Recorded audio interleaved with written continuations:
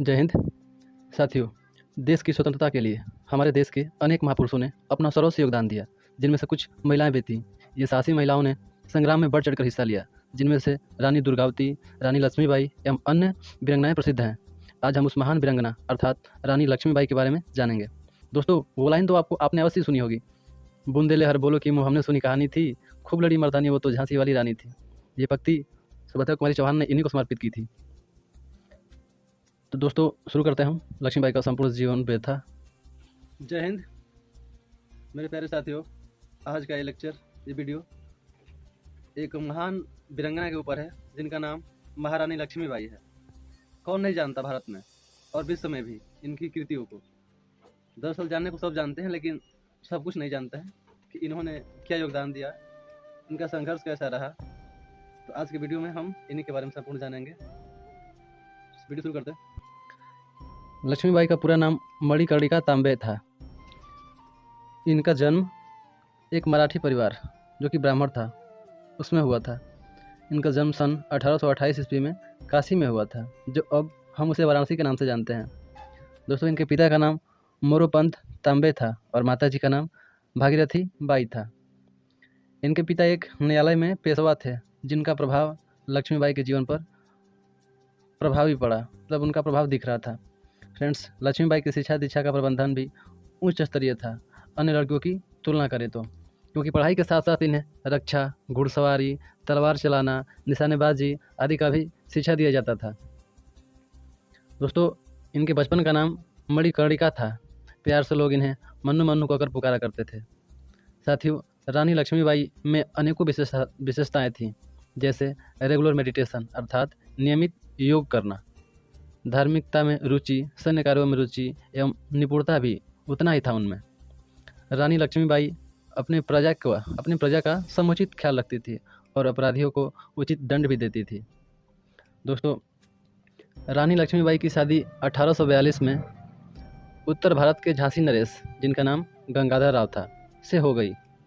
तब मणिकर्णिका झांसी की रानी बनी। आप जानते हैं उस समय झांसी की रानी जो बनी अर्थात महारानी लक्ष्मीबाई की उम्र क्या थी? मात्र 14 वर्ष। साथियों, सन 1851 में लक्ष्मीबाई का एक पुत्र हुआ, जिसका नाम दामोदर रखा गया, लेकिन दुर्भाग्यवश वह बच्चा मात्र 4 वर्ष तक ही जीवित रहा, जिसका सदमा गंगाधर राव पर पड़ा। लेकिन बाद में दोनों ने मिलकर अर्थात लक्ष्मीबाई और गंगाधर राव ने मिलकर एक अन्य उपाय सोचा, जिससे उन्होंने एक अन्य बच्चा गोद ले लिया, जिसका नाम आनंद राव था, किंतु बाद में बदलकर दामोदर राव रख दिया गया। फैक्ट की बात अब ध्यान से सुनिए। 1853 में गंगाधर राव की मृत्यु हो जाने पर लक्ष्मीबाई ने पूरे साम्राज्य का बोझ अपने ऊपर ले ली और उस समय उनकी उम्र मात्र 18 वर्ष की थी।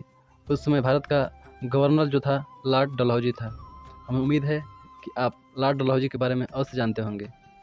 इसी ने भारतीय रेलवे का प्रारंभ किया था, रेलवे को सन 1853 में।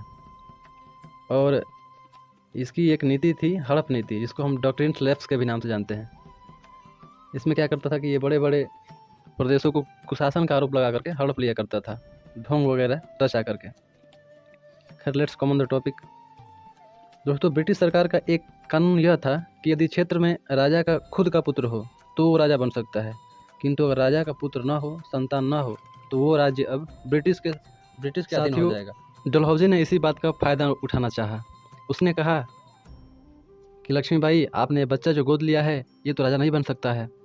तब लक्ष्मीबाई ने लंदन की एक कोर्ट में केस कर दिया, जहां इनके मुकदमे को खारिज कर दिया गया और ऊपर से यह आदेश दिया गया कि आप जिस किले में रहती हैं उसे खाली कर दें और अपने महल में ही रहें, और आपको 60,000 रुपये पेंशन तक भी दी जाएगी।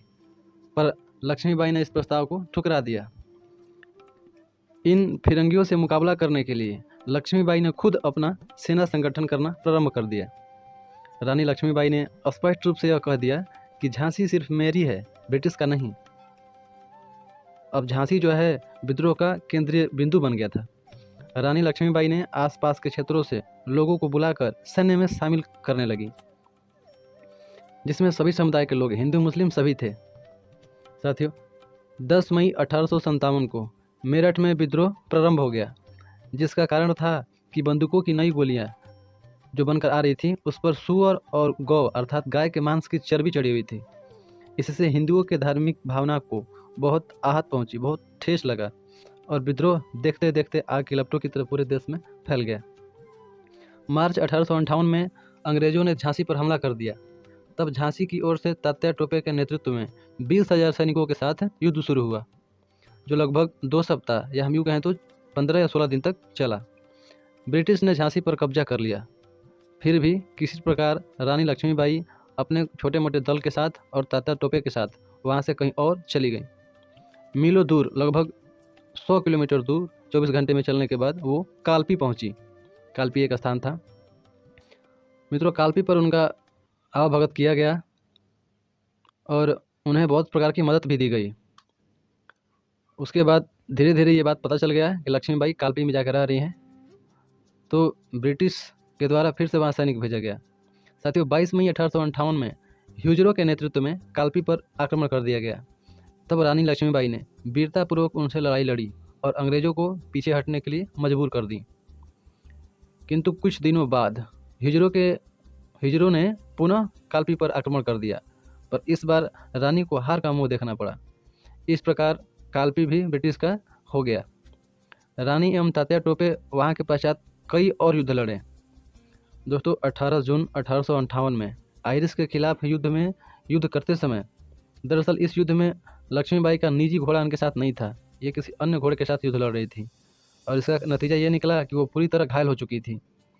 घायल होने के बाद भी दोस्तों एक वीरांगना की तरह वो लड़ती रहीं और एक समय बाद अपने घोड़े से नीचे गिर पड़ी।